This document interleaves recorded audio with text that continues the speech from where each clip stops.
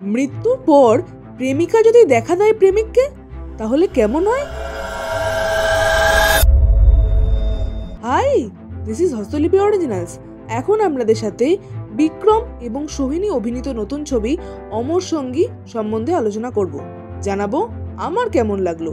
এরকমই বাংলায় সমস্ত সিরিজ এবং সিনেমা সংক্রান্ত আলোচনা শুনতে এবং রিভিউ পেতে আমাদের এই চ্যানেলটা ফলো করে রাখুন এবং নোটিফিকেশন বেলের উপর ক্লিক করে অল বাটনের উপর ক্লিক করে রাখুন, যাতে আমাদের ভিডিও সবার আগে আপনাদের কাছে পৌঁছে যায়।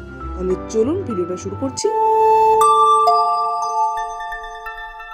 হস্তলিপি originals, the ultimate filmy dose.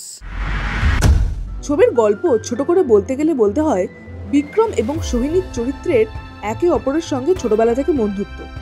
তারপর বড় হলে তারা বিয়ে করতে চায়। বিয়ের দিন সোহিনী সরকারের চরিত্র মারা যায়।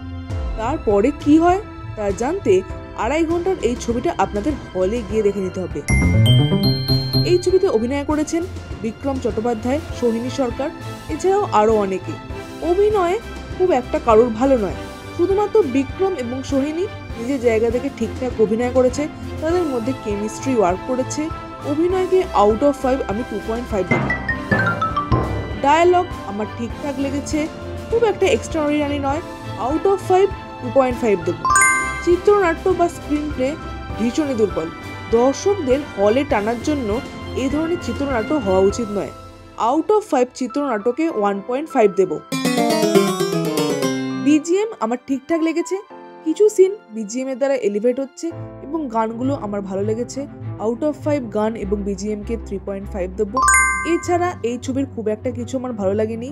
এই ছবিতে কিছু চরিত্র বেকার রাখা হয়েছে বলে মনে হচ্ছে এবং কিছু সাইড ক্যারেক্টারের এত বাজে অভিনয় তা আর বলার অপেক্ষা রাখে না। এই ছবিটা একটা ভালো অ্যাটেম্পট, কিন্তু এই অ্যাটেম্পটটা ভালোভাবে এক্সিকিউট করতে পারেনি পরিচালক। এই ছবিটা আপনাদের হলে গিয়ে কি দেখা হয়ে গেছে? আপনাদের কেমন লাগলো এই ছবিটা দেখে অবশ্যই কমেন্টে লিখে জানাবেন, আর আমাদের এই ভিডিওটা লাইক করতে মিস করবেন না প্লিজ।